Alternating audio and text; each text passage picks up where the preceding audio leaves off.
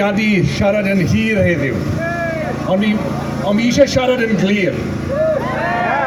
Fi yma nid yn unig fel arweinydd Plaid Cymru. Fi yma fel prif weinidog nesaf Llywodraeth Cymru.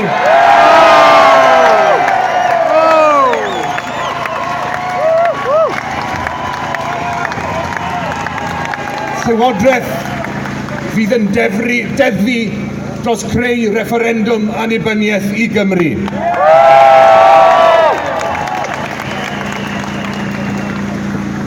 Mae'n fraint i fod yma.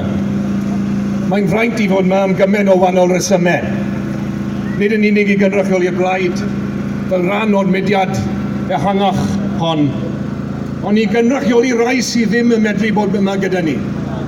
Steffan Lewis y collon ni.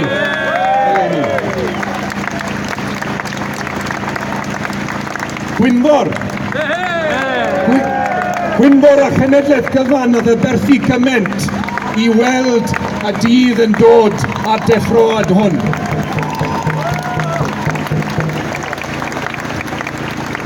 Wrth feddwl amdanyn nhw, y cwmwl tystion sydd o'n cwmpas i nawr, i ni'n sylweddoli bod yn dyled ni yn fawr, a'n dyletswydd ni yn fwy i gydio yn y cyfle airaid hwn sydd i Gymru nawr.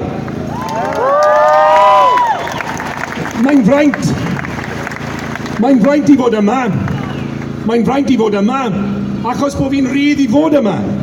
Penwythnos diwetha, nes i ymweld ar arweinwyr Catalan sydd yn y carchar yn Madrid oherwydd bod nhw wedi sefyll lan dros annibyniaeth i gwlad nhw.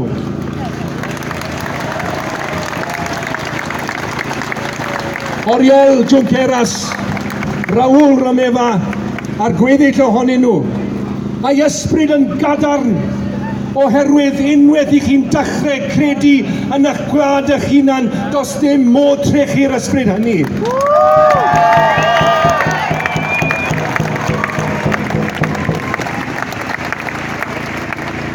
A'r geiriau o'n nhw moyn traddodi i chi heddiw oedd hyn, ryw ddydd gyfeillion byddwn ni'n cwrdd fel pobl rydd a fel pobloedd rydd Cymru a Catalonia.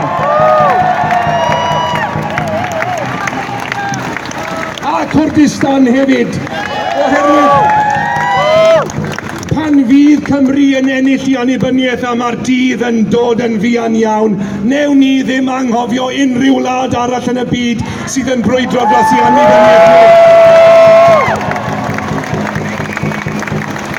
Nes bob gwlad yn y byd yn rydd. I ni ar yr un dyfndaeth ond i ni, Cymru, Catalonia a'r Albanwyr, i ni'n dechrau credu. Am flynyddoedd, oedden ni'n credu i propaganda nhw. Oedden ni'n mewnoli fe. Na gyd o'n ni'n clywed o'r ysgol ymlaen bod ni'n rhy glawd, rhy fach, a mod ni'n rhy dwp i fod yn wlad rydd fel unrhyw wlad arall. Dechrau credu fe.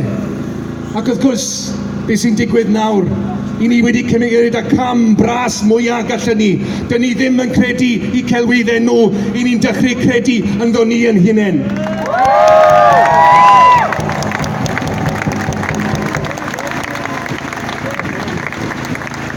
You know, we started our march in Caerdydd Park, a monument, if there ever was one, to the wealth that once flowed through the arteries of this city, from the valleys and villages to the north, through the docks to the world. We were a rich nation whose people were condemned to live in poverty. Pretty much everything of any value that you could dig up from the ground was dug up once here in Wales. But apart from those few square miles of civic pride up the road, none of those profits were ploughed back into our country. All we had to show for it was the slag heaps and scars.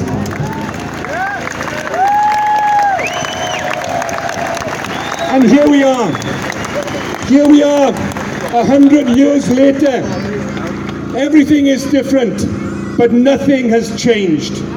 Wales is not a poor country. Don't believe their lies. We were an energy powerhouse a century ago, and we are again today. the 5th largest electricity exporter in the world.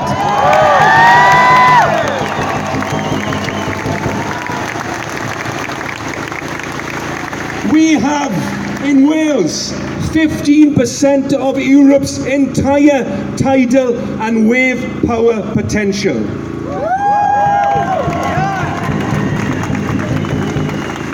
And in our water, they may try and steal it from us, but we're taking it back. In our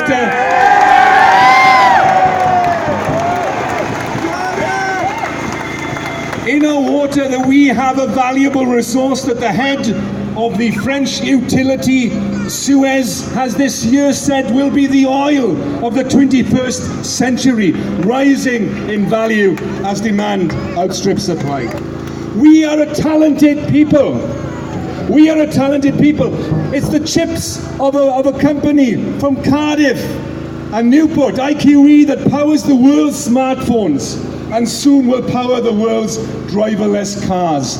The only thing that is true, of course, is our politics has been driverless for too long, but I tell you that's going to change.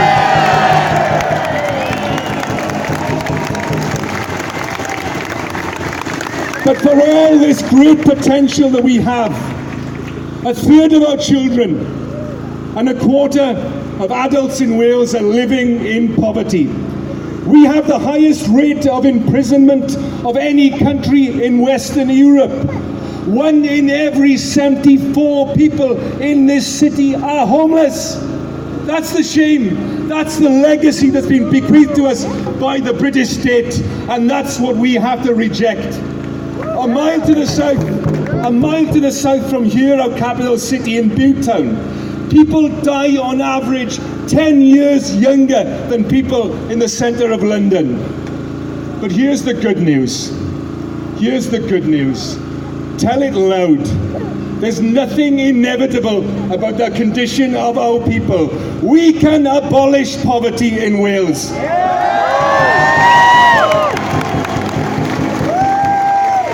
We can abolish premature death, sickness and disease. We can abolish homelessness, hopelessness and despair. But we can only do that, my friends. We can only do that if we accept that the solutions to our problems will never come from another country's capital 150 miles to the east.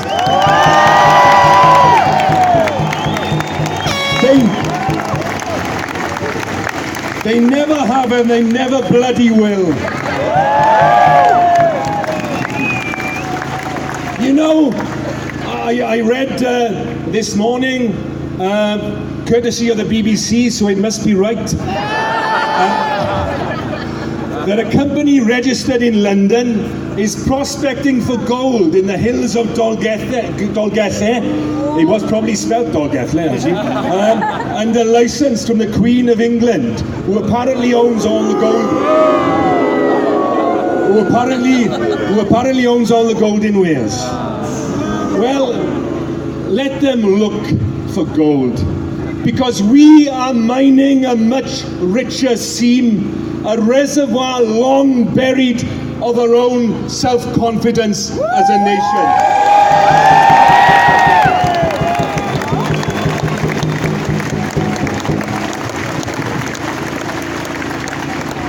This march today, and it's a hell of a march, but it's also more than just a march, it's a milestone on the path to freedom. We're a nation long belittled that started to believe.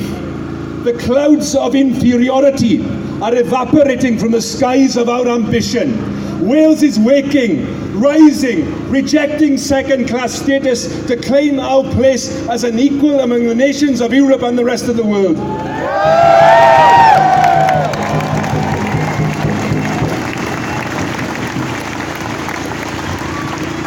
And when this great story of our nation's independence will be written in the very near future, it is this generation that will be able to say, we got there because we marched, united in our goal, ignited in our passion, all under one banner, in our hearts and in our minds, already free.